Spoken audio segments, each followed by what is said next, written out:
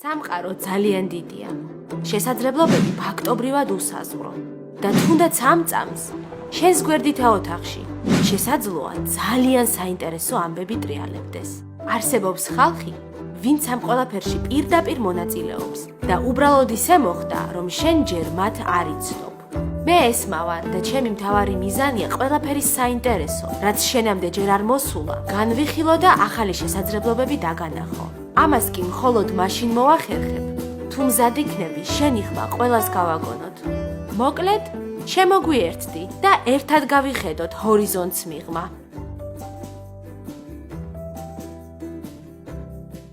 საღამომშვიდობის ეთერშია გადაცემა ჰორიზონტს მიღმა რადიო ჩემ ხმის ეთერში.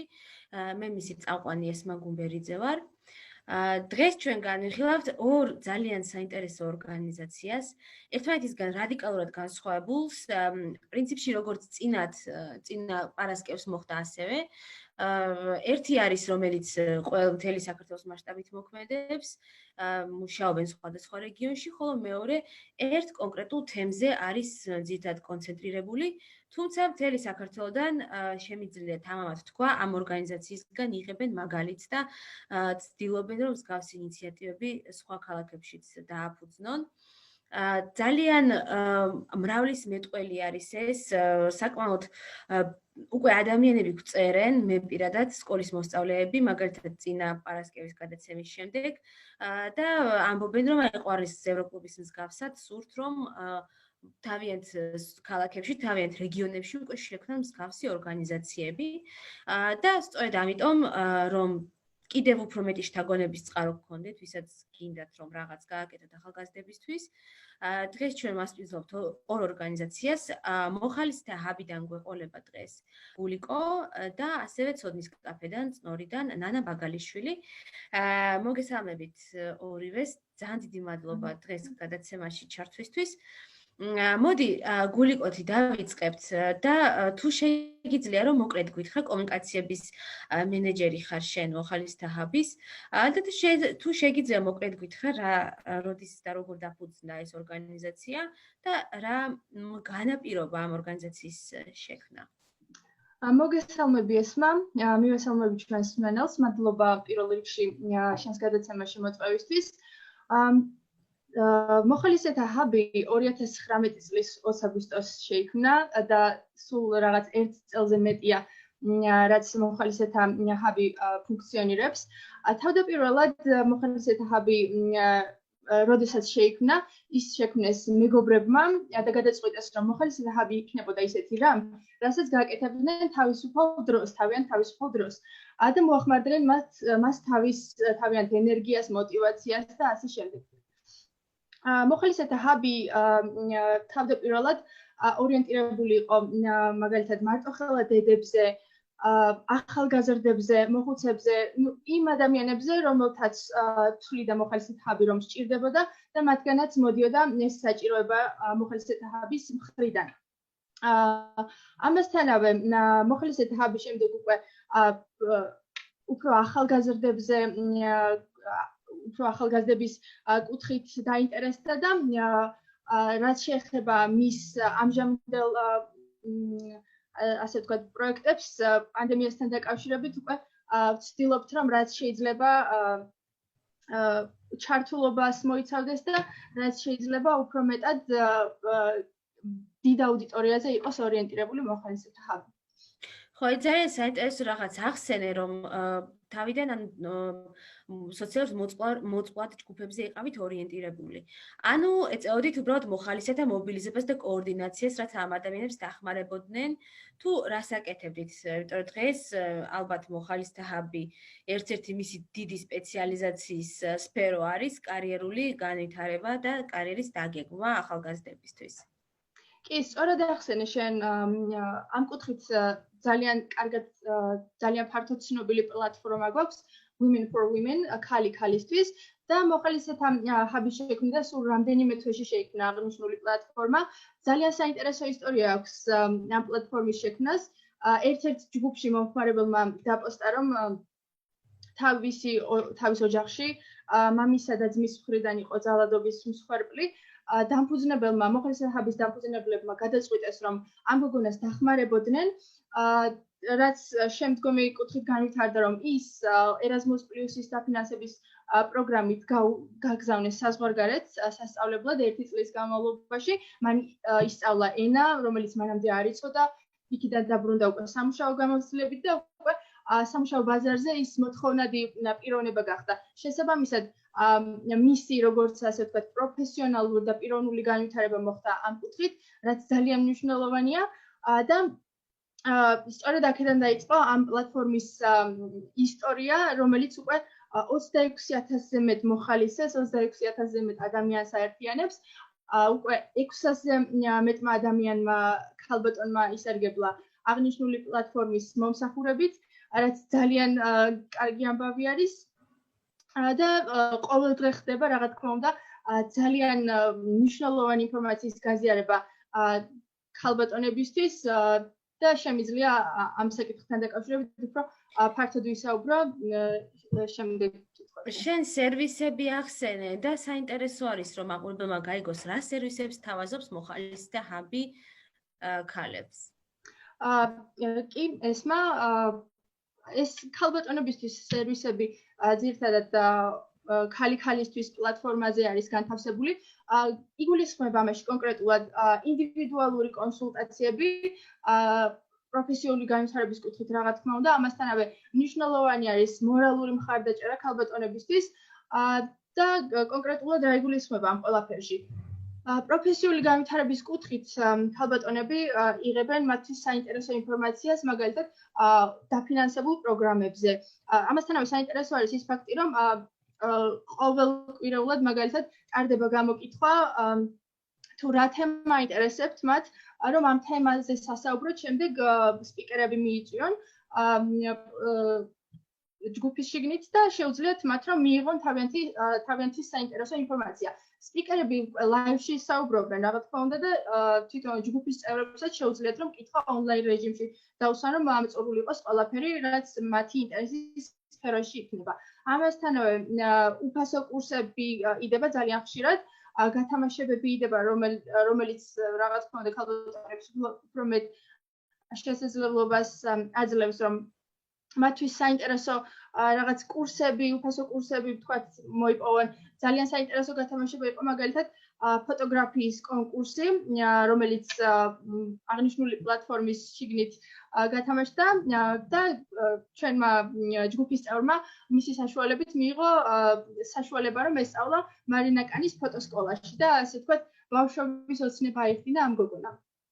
აი ძალიან მნიშვნელოვანი და ხელშესახები სერვისები არის მართლაც ერთ შემთხვევაში გავიხსენებ მე ერთხელ დავპოსტე რაღაც გამოცდილება გავაზიარე მე იმისი თუ როგორ ვიყავი ერთ-ერთ საჯარო სამსახურში შემრჩევი ან თანამდებობაზე ესე ვთქვათ შემრჩევი კომისიის წევრი და რა ხდებოდა იმ პოზიციაზე შემოტანილ განაცხადებთან დაკავშირებით რომ ანუ რაღაც არ იყო ის განაცხადები ადეკვატური და ასე შემდეგ და ის შემდეგაც ერთმა ადამიანმა მომწერა მე ამ ჯგუფიდან და მთხოვა კონსულტაცია მითხრა რომ სხვა საჯარო სამსახურში შექონდა განაცხადი და გამესაუბრა აინტერესებდა დეტალები როგორ რას უნდა მიაქციოს ყურადღება რა საკითხები შეისწავლოს უფრო სიღრმისეულად და როგორ მოემზადოს ამ გასაუბრებისთვის და რას მოელოდოს იქიდან ამიტომ მე მართლაც ვხედავ რომ საკმაოდ ესე ყოველდღიურ საქმიანობას ეწევით და მართლაც ღირებულს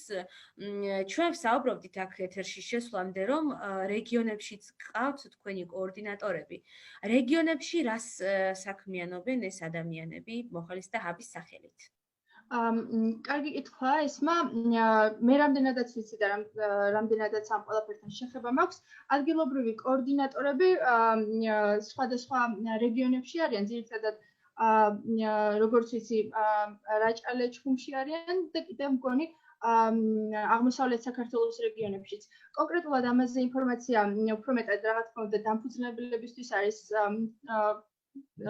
მათი კომპეტენციის სფეროში არის, თუმცა ადგილობრივი კოორდინატორები რამდენადაც ვიცი მოხალისეთა ჰაბის პროექტების შესახებ ინფორმაციას აწვდიან მაგალითად ადგილობრივ ახალგაზრდულ ცენტრებს და ჩვენი პროექტების შესახებ ცნობადობას იზრდიან.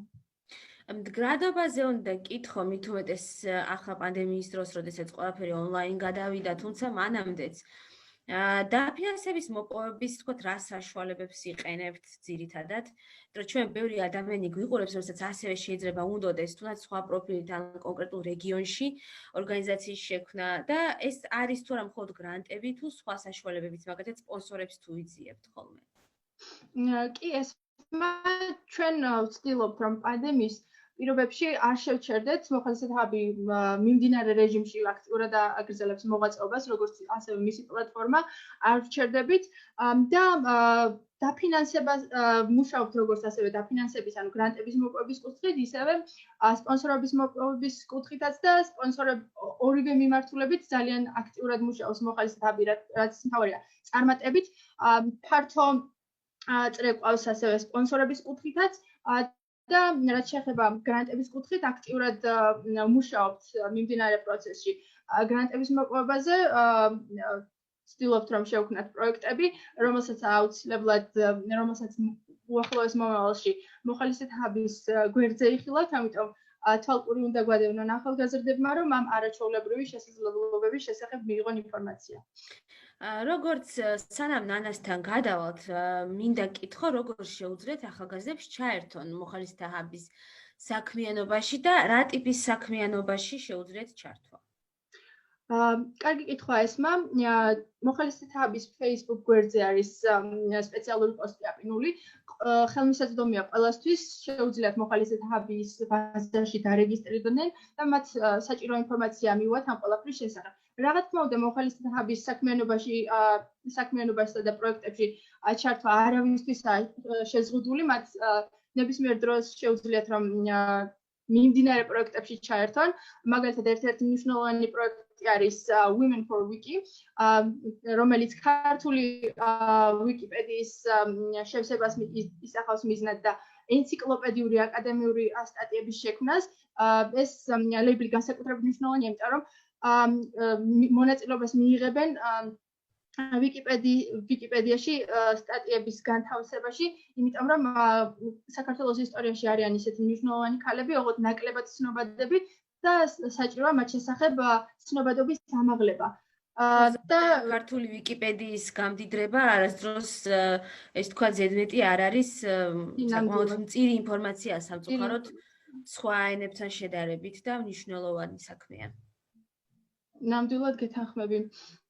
და ყველაზე მთავარი ის არის, რომ პროცესში მათ დაატრენინგებენ ამ კუთხით გამოცდილი სპეციალისტები, მათ ეყოლებათ მენტორები, ასწავლიან სტატიების წერას, კვლევას, საჭირო ყველა პროცედურის ჩატარებას და შემდგომ უკვე თვითონ შექმნიან სტატიებს, რომელიც ვიკიპედიაზე რა თქმა უნდა გამოქვეყნდება, მიიღებენ სერტიფიკატს და რაც მთავარია მიიღებენ მნიშვნელოვან გამოცდილებას აკადემიური მოღვაწეობის სფეროში და გამდიდრებენ ქართულ ვიკიპედიას. კარიერაზე ძალიან ბევრი ვისაუბრეთ და სანამ დაგემშვიდობები, ესეც უნდა კითხო, რა გამოწვევები არის ძირითადად კარიერის დაგეგმვის კუთხით ჩვენ საზოგადოებაში? ყველანი ვხედავთ და ახალგაზრდებისთვის ძალიან მნიშვნელოვანი კითხვა არის, რა უნდა გამოვიდე, ან როგორ გადავწყვიტო რა უნდა გამოვიდე, მაგრამ აი როგორ უნდა გადაწყვიტონ? თვითონ მოხალისეთა ჰაბის შექმნის დროიდანვე და შემდგომ პლატფორმის Women for Women შექმნის დროიდანვე ძალიან დიდი მოთხოვნა წამოვიდა იმასთან დაკავშირებით, რომ გაცემულიყო ინფორმაცია თუ სწორად როგორ უნდა ვიდგომოდით კარიერის შერჩევის პროცესს, რაები უნდა გაგვეთვალისწინებინა და ამასთანავე შემდგომ უკვე რა ნაბიჯები უნდა გადაგვედგა განვითარების კუთხით. ყველაზე მნიშვნელოვანი ის არის, რომ Women for Women პლატფორმის შიგნით ძალიან ბევრი ლაივი არის ამ დრომდე ჩატარებული და რა თქმა უნდა მომავალშიც იგეგმება კარიერული განვითარების კუთხით, მაგალითად CV-ს დაწერის შესახებ ჩატარდა არაერთი ლაივი, რომელიც ასევე მოხალისეთა ჰაბის გვერდზე შეგიძლიათ ნახოთ. არის ასევე უნივერსიტეტების მიმოხილვაც, რა თქმა უნდა, საზღვარგარეთული უნივერსიტეტებისაც და ამ კუთხით ვცდილობთ, რომ რაც შეიძლება მეტი ინფორმაცია მივაწოდოთ ადამიანებს, ქალბატონებს მათ შორის და გამოწვევები ყველაზე მთავარი იმაში მდგომარეობს, რომ არ არის ამ კუთხით მნიშვნელოვანი ინფორმაცია. არ არის მაგალითად დაგროვილი არ არის ამ კუთხით ინფორმაცია და ამასთანავე ის ადამიანების შედარებით ნაკლებები არიან, ვინც ამ ინფორმაციას ფლობს. ამიტომ მოხალისეთა ჰაბი Women for Women პლატფორმა ცდილობს, რომ რაც შეიძლება მეტი ადამიანი მოიწვიოს, ყოველკვირეულად ტარდება ეს ლაივები და რაც შეიძლება მეტ ადამიანს მიეწვდინოს თავისი ხმა, რომ შემდგომ ეს ადამიანები უკვე გავითარდნენ და კონკურენტუნარიანები იყვნენ შრომით ბაზარზე. მინდა წარმატებები გისურვო გულიკო, შენთან კიდე გადაცემის ბოლოს დაგიბრუნდებით აუცილებლად. ახლა კი ნანასთან გადავიდე უკვე. ცოდნის კაფის ისტორია პრინციპში საკმაოდ ფართოდ არის ცნობილი, თუმცა მაინც მოკლედ რო გვითხრა, როდის შეიქმნა, რატომ და როგორ მოხვედით აქამდე. საღამოშვიდობისა, ჩვენს მსმენელებსა თუ მერე მაყურებლებს. ცოდნის კაფე არის ქალაქ წნორში და არის სოციალური საწარმო. შეიქმნა 2016 წელს, იმიტომ რომ მეც და მისი მეორე შემქმნელიც იმ დროისთვის ქეთოც ვართ წნორიდან და ამ ქალაქში გჭირდებოდა ესე იგი შეკრებისა და გაზიარების სივრცე. ასე ალტერნატიული განათლების ან კულტურული ღონისძიებების ახალი ადამიანების გაცნობის, ახალი ცოდნების მიმოцვლის სივრცე, რაც მანამდე ამ ქალაქში დიდი ხნის განმავლობაში ჩვენი ბავშვობიდან არ იყო. დაახლოებით 2012 წლიდან ვცდილობდით რაღაც შეკრების და ესე დისკუსიის სივრცე შეგვექმნა, მაგრამ აი 2016 წელს მოახერხეთ ფაქტობრივად. მანამდე 4 წელი სხვადასხვა გზებით ვცდილობდით ამ საჯარო სივრცის გაჩენას ქალაქში, მაგრამ არ გამოდიოდა, იმიტომ რომ ასე ზედმეტი არასერიოზულობით უყურებდნენ, ვფიქრობ ამ გადმოსახედიდან ამ სივრცის შექმნის იდეას მისი პოტენციური მხარდამჭერები თუ დონორები, ხო? და რა არის ცოდნის კაფე? ახლა ცოდნის კაფე აერთიანებს ამ ეტაპზე 5 სხვადასხვა სივრცეს. ეს არის არაფორმალური განათლებისა და კულტურის სივრცე, მულტიმედია ბიბლიოთეკები, ქართული და ინგლისურენოვანი ბიბლიოთეკები, ესე იგი სამუშაო სივრცე, წიგნის მაღაზია, პატარა კაფუშკა, რომელიც პანდემიის პირობებში აღარ მუშაობს და მცირე არტ რეზიდენცია. ხო, და მისი ძირითადი მიზანიც ამ დრომდე, ან 2016 წლიდან ამ დრომდე არის სხვადასხვა თაობებისთვის ერთმანეთში, ანუ დაგროვილი ცოდნის გაზიარება და ანუ ახალი ცოდნების წაღება დედაქალაქიდან რეგიონში, ამ შემთხვევაში წნორში. მე მგონი არტ რეზიდენცია ახალი ამბავია, მე არ ვიცოდი, თუ შეგიძლია რომ მეტი გითხრა ამ არტ რეზიდენციის შესახებ. ხო, ეს არტ რეზიდენცია ამ ეტაპზე ფაქტობრივად ერთ ოთახს საცხოვრისს მოიცავს. ესე იგი, ის უნდა ვთქვათ, რომ მგონი რომ ცოდნის კაფე ახლა არის დროებით ნაქირავებს სივრცეში და ანუ პირველ სივრცეში, სადაც გავხსენით ცოდნის კაფე, ხო, ну, ბევრი სირთულეები იყო და არის კიდევაც, ეგ ახლა საქმის კეთების ჩვეული თამდევი ესე იგი რაღაცა სამკაულივით არის, ხო, რომელიც ფაქტობრივად გაძლიერებს, რომ ეს სირთულეები და ახლა სადაც ვართ დროებით სივრცეში, ანუ ცოდნის კაფე ნაქირავებს სივრცეში, იქ ესე კარლსონული ესე იგი არქიტექტურა აქვს და მესამე სართულზე არის ერთი ოთახი, რომელსაც იყენებენ ეს მოხალისეები, რომლებიც ჩამოდიან ქართველები თუ უცხოელები, ან არტისტები, რომლებიც ჩვენთან რაღაც პერიოდი რჩებიან და მუშაობენ. ნუ ფაქტობრივად ამ გამოცდილებით ერთ კვირაზე მეტი დაყოვნებით არავის არ გამოუყენებია ეს სივრცე. თუმცა ცოდნის კაფის ახალ შენობაში, ანუ ახალ სივრცეში, რომელსაც იმედი გვაქვს, რომ გაზაფხულზე მაინც დავიწყებთ, იქნება 3 არტ რეზიდენცია, ანუ სადაც ქართველ და უცხოელ მოხალისეებს, მკვლევრებს, სტუდენტებს უმასპინძლებთ ხოლმე იმის, რომ თემთან ერთად დაგეგმონ და აკეთონ სხვადასხვა აქტივობები. აი, საინტერესო არის სივრცის ისტორია, რომ თქვენ აპირებთ თქვენი საკუთარი სივრცის აშენებას და ამისთვის თანხების მობილიზებას, ესე იგი, უწყობთ ხელს. და საინტერესო რომ ეს არ არის რომელიმე ერთი გრანტის და ერთი პროექტის ფარგლებში, არამედ თქვენ ინდივიდუალად აგროვებთ თანხებს წვრილი შემომწირველებისგან. აი, თუ შეგიძლია ამაზე რო გითხრა.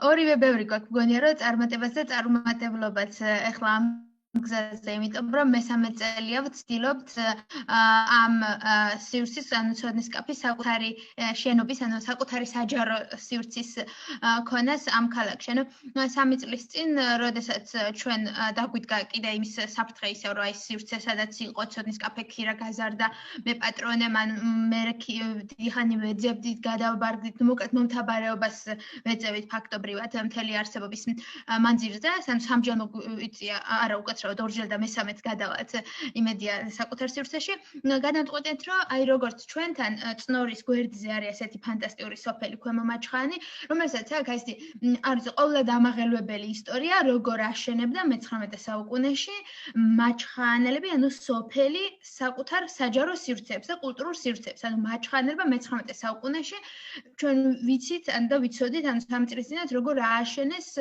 საკუთარი ხელით ყველა მთავრობის ან მაშინ რომელიმე დონორის ლოდინის გარეშე საკუთარი სოფლისთვის თეატრი, უზარმაზარი თეატრი, რომელიც ეხლაც დგას, ნაწილობრივ ფუნქციონირებს და ჩვენ თქვით, რომ აი 21 საუკუნეში ქიზიხში ისევ ანუ მაჩხანის მეზობელ ქალაქში იქნება გვეცადა და ასე ისევ საკუთარი ძალებით მოქალაქეების შემოწირულობებით აგვეშენებინა ცოდნის კაფე. ანუ შედეგები ის არის, რომ პირველი წლის თავზე შევძელით ანუ ამ კამპანიის 1 წლის თავზე შევძელით ცოდნის კაფესთვის კონსტრუქციის ასაშენებელი, ანუ სივრცის ასაშენებელი ფართის ყიდვა წნორის ცენტრალურ ადგილას, რომელშიც ესეთი საზოგადოებრივი დონაციებით, ანუ შემოწირულობებით შეგროვილი თანხა 39380 ლარი გადავიხადეთ და გავაგრძელეთ ანუ კონსტრუქციისთვის, ანუ შენობისთვის საჭირო თანხების მობილიზება, ანუ crowdfunding-ს, რასაც ვეძახით, ანუ შემოწირულობების შეგროვება და ამ შემოდგომას ვაპირებდით მშენებლობის დაწყებას, თუმცა მოკლედ ქვეყანაში და მსოფლიოში პრინციპში ეს პანდემიური გარემოს გათვალისწინებით, რაც დამძიმდა ჩვენ ქვეყანაში და პოლიტიკური ფონის გათვალისწინებით გადავწყვეტეთ, რომ ეს ასე ძალიან მნიშვნელოვანი ამბავი რამოდენიმე ათასეული ადამიანისთვის ეს რაღაცა მე-10 ან მე-20 ხარისხოვანი არ ყოფილიყო ქვეყანაში სხვა საკითხების ფონზე და ვიფიქრეთ, რომ მშვიდობიანად წყნარად და უსაფრთხოდ გაზაფხულზე დავიწყოთ მშენებლობა და იმედი გვაქვს ამის შესაძლებლობა რომ გვექნება.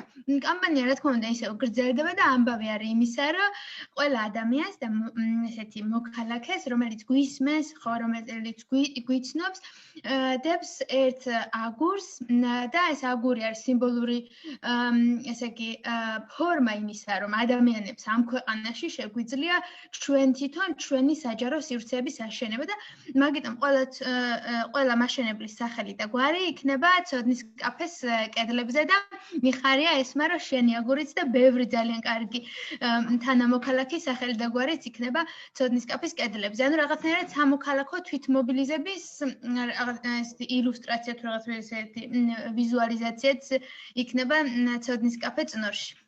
ხო, ძალიან საინტერესო ხედვა არის მართლაც და ის რომ ადამიანები თვითონ შეუძლიათ ადამიანებს და აქვს იმის ძალა, რიგით ადამიანებს, რომ რაღაც შექმნან ძალიან ხილვადით, ძალიან ხილშესახები. და ძალიან კარგად მახსოვს ნანა შენი წვლილიც მათ შორის მაჩხანის თეატრის გადარჩენაში, იქ რაღაც პროექტების წამოწყებაში და ამოქმედებაში და ესე ძალიან მნიშვნელოვანია. აი პოლიტიკური გარემო ახსენე და ერთსაც დავამატებ პრინციპში ორივე ორგანიზაციას ეხება, რომ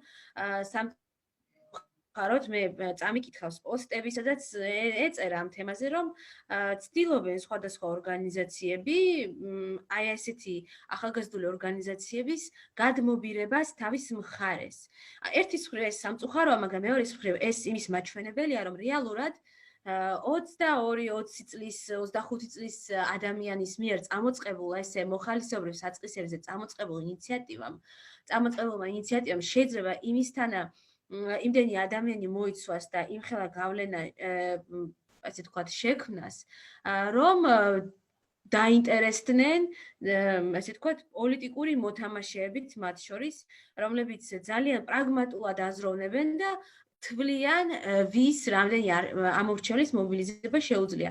და ესეც ანუ როგორც მე ვთქვი, ხო, ცუდი ის არის, რომ ვიღაცას შეიძლება თავისი არაღირებულებითი ინტერესისთვის უნდა ამ პროექტების გამოყენება, მაგრამ მეორე მხრივ კარგი რაც არის ის, რომ ეს ადამიანები იღებენ უარს სხვადასხვა ესეთი კარგი ორგანიზაციებისგანაც მათ შორის და მეორე კარგი და სიკეთე არის ის, რომ რეალურად ჩვენ გვაქვს უფრო მეტი ძალა ახალგაზრდებს, ვიდრე გვგონია ხშირ შემთხვევაში. და ბოლოსთვის მინდა გკითხო, როგორ შეუძლიათ წნორელ ახალგაზრდებს და არა მარტო ახალგაზრდებს, რომ ჩაერთონ ცოდნის კაფეს საქმიანობაში, აგურის დადება ვახსენეთ, ძალიან მნიშვნელოვანი, ასევე ვთქვათ, სხვადასხვა ღონისძიებებზე დასწრება საინფორმაციო შეხვედრებზე. აი თუ გჭირდებათ კიდევ მაგალითად მოხალისეები, აი ამაზეც რო გითხრა. კი ბატონო, ეხლა მიმდინარე და აქტუალური ამბავი რაც არის ალბათ ვით გვისმენენ და ვისაც ჩვენი ხმა მიწუდება ჩვენ მუნიციპალიტეტში, განსაკუთრებით სიღნაღის მუნიციპალიტეტში, ეხლა არის ბიუჯეტის 2021 წლის ადგილობრივი თვითმმართველობების ბიუჯეტის დაგეგმვის პროცესში ყველა მუნიციპალიტეტში, მათ შორის ჩვენთანაც და ჩვენი ძირითადი მიზანი ეხლა რაც არის ის, რომ ამ ბიუჯეტში 2021 წლის ბიუჯეტში გაითვალისწინონ და ასახონ ახალგაზრდების, ანუ სხვადასხვა სოფელში ახალგაზრდების ინტერესები და საჭიროებები. და ჩვენი ძირითადი მიდგომა არის ის, რომ ჩვენ სხვადასხვა სოფლის ახალგაზრდულ ჯგუფებთან ერთად ავუხსნათ და დავუსაბუთოთ, რომ მნიშვნელოვანია, რომ ადგილობრივ თვითმმართველობებს ჰქონდეთ დამოუკიდებელი ეგრეთ წოდებული ახალგაზრდული ბანკი, ინიციატივების მხარდასაჭერი ფონდი, იმისთვის, რომ აი ადგილ სოფელ უბან შესაძლებლობა ქონდეს მუნიციპალიტეტს, რომ ქონდეს აქტიური, ესე იგი, ახალგაზრდული საქმიანობის განხორციელების შესაძლებლობა და არ იყოს ეს დეცენტრალიზირებული და ერთ რომელიმე IP-ს მიბული. ეხლა ვართ მოკლედ იმის პროცესში, რომ ადგილობრივ თვითმმართველობას აუხსნათ, რატო გჭირდება ბიუჯეტში ახალგაზრდული მუხლში დიდი ბიუჯეტი. რაც კიდე შეუძლიათ ჩვენს ეხლა, ვიცი, მეგობრებს სვენელებს თუ მაყურებლებს, არის რომ ანუ კამპანია ცოდნის კაფის ასაშენებელი მიმდინარეობს ისევ, ანუ გაზაფხულამდე და გაზაფხულის ჩათვლით, სანამ დავასრულებთ მშენებლობას და ვიცით, უნდა და რაღაცა გადადო ან გამორჩა, ან შეიძლება ეხლა გაიგოს სულაც ცოდნის კაფის აშენების პროცესში, ანუ საჯარო საგანმანათლებლო სივრცის აშენებაში მონაწილეობის მიღება, შეუძლია რომ ჩვენ გვერდზე, ცოდნის კაფის გვერდზე, რომელიც ძალიან ჩვენ ძალიან გვყვარს და ძალიან ვუვლით და ძალიან გვინდა ხოლმე რომ მაგის გავლით ბევრი ადამიანი გავაძლიეროთ, შეუძლიათ რომ ცოდნის კაფის Facebook გვერდზე ან Instagram გვერდზე შემოხვდნენ ანგარიშები გაწერია, ასევე ცოდნები ჯიზე საიტზე შემოვიდნენ და ეხლა კიდე ერთი ძალიან საყვარელი საქმეს ვაკეთებთ დისტანციურად, მაგრამ ნუ ჩვენც ასე დისტანციურ პროგრამებზე გადავედით, სხვა გზა არ იყო. გვაქვს ასე განათლების ფონდი, ანუ ესე იგი ცოდნის კაფის განათლების ფონდი, რომელიც ასევე ივსება მოქალაქეების შემოწირულობით და ასევე პარალელურად ვცდილობთ, რომ ესე იგი ხანდაზმულობის მხარდასაჭერი პროგრამაც გავაკეთოთ.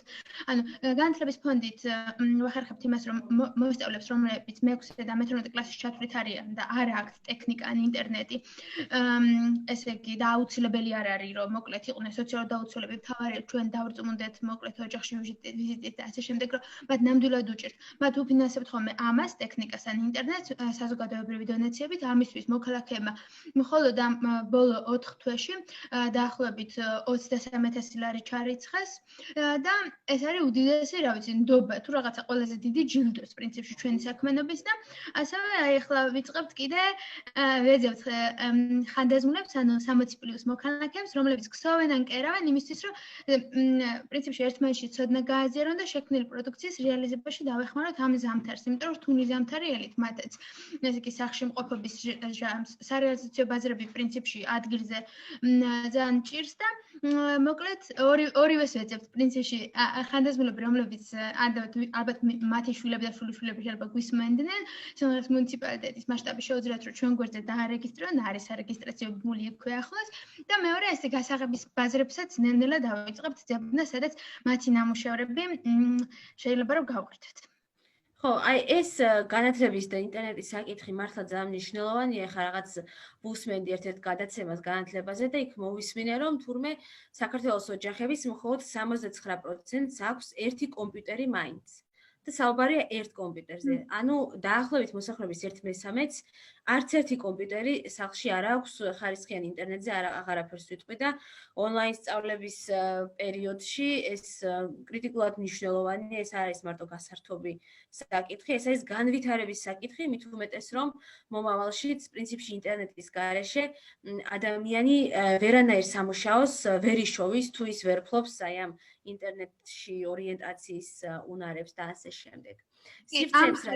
სივრცეზეც მინდა ვთქვა, რომ ერთი არასდროს არ დამავიწყდება, ზუგდიდში ახალგაზრდულ ფორუმზე ვიყავით და ერთ-ერთმა ესე იგი საჯარო მომხელემ თქვა, რომ ჩვენ ვაძლევთ ყოველთვის ახალგაზრდებს სივრცეს, როცა ჭირდებათ ღონისძიებისთვის და მაშინ ახალგაზრდულ საკითხების ერთ-ერთმა სპეციალისტმა და ექსპერტმა ძალიან კარგად უპასუხა და გამიჯნა რა განსხვავებაა იმ სივრცეს შორის, რომელსაც ესე დროებით გამოუყოფენ, თქვა 2 საათით რომ იქ რაღაც ჩაატაროს და სივრცეს შორის, რომელიც სულ მუდმივად მოქმედებს, სადაც ადამიანს შეუძლია მივიდეს მაგალითად ინტერნეტი თუ არა აქვს, იქიდან ჩაერთოს, ან პრინტერი გამოიყენოს, სკანერი და ამ ყველაფერში ფული არ გადაიხადოს, ან მასწავლებელთან კონსულტაცია გაიაროს, ან რამე ლექციას დაესწროს იმ პირობებში, როდესაც სკოლების უმრავლესობა სამწუხაროდ არ უშვებს სხვადასხვა ტრენერებს, მომხსენებლებს ძალიან დიდი ბიუროკრატიული პროცესის გარეშე. გადაცემის დასასრულს ორივეს მინდა კითხოთ და დავიწყებ გულიკოთი. თუ შეგიძლიათ რომ გითხრათ, რა არის თქვენი აზრით ახალგაზრდებისთვის ყველაზე მნიშვნელოვანი საქართველოში? მადლობა ესმა ამ კითხვისთვის. ყველაზე მნიშვნელოვანი ალბათ რა თქმა უნდა განათლება არის და რაც მთავარია განათლების, ანუ კარგი განათლების მიღება. ჩვენი ორგანიზაციაც სწორედ იმას ცდილობს, რომ მისცეს ახალგაზრდებს ინფორმაცია განათლების შესახებ, პროგრამების შესახებ, დაფინანსებული პროგრამების შესახებ, გავრცელოს მათ შესახებ ინფორმაცია და ეს ახალგაზრდები გახადოს შრომით ბაზარზე კონკურენტუნარიანები, რომ შემდგომ მათ საკუთარი თავის რეალიზება შეძლონ. რა თქმა უნდა, ეს არის განათლება პირველის ყოვლისა. ნანა, შენი აზრით რა არის ყველაზე მნიშვნელოვანი ახალგაზრდებისთვის? ესმა მოკლედ გულწრფელად რომ გითხრა მიჭირს ამ კითხვაზე პასუხის გაცემა.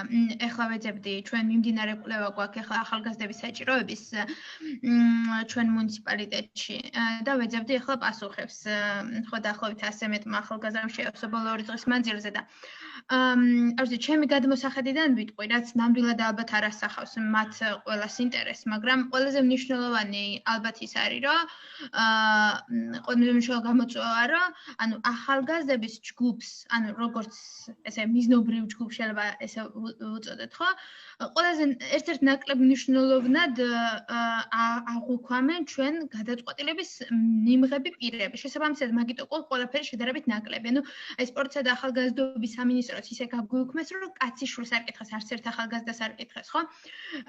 ესე იგი, სააგენტოც როცა დააფუძნეს, რა ქვია, იმდენი ხანი აფუძნებდნენ და ისე გაიწელა ეს პროცესი, ანუ ფაქტორით 2 წელი, ხო? ანუ ესე იგი, სამინისტროს გაუქმებიდან სააგენტოს დაფუძნებამდე და ფუნქციონირებამდე ჩვენ ეს ახალგაზრდული ჯგუფი ვიყავით ასე რო იყვნენ ხოლმე ჰაერში, ანუ არავის არ ადარდებდა, მოკლედ ვინ ქმნიდა ახალგაზრდებისთვის სერვისებს და სივრცეს.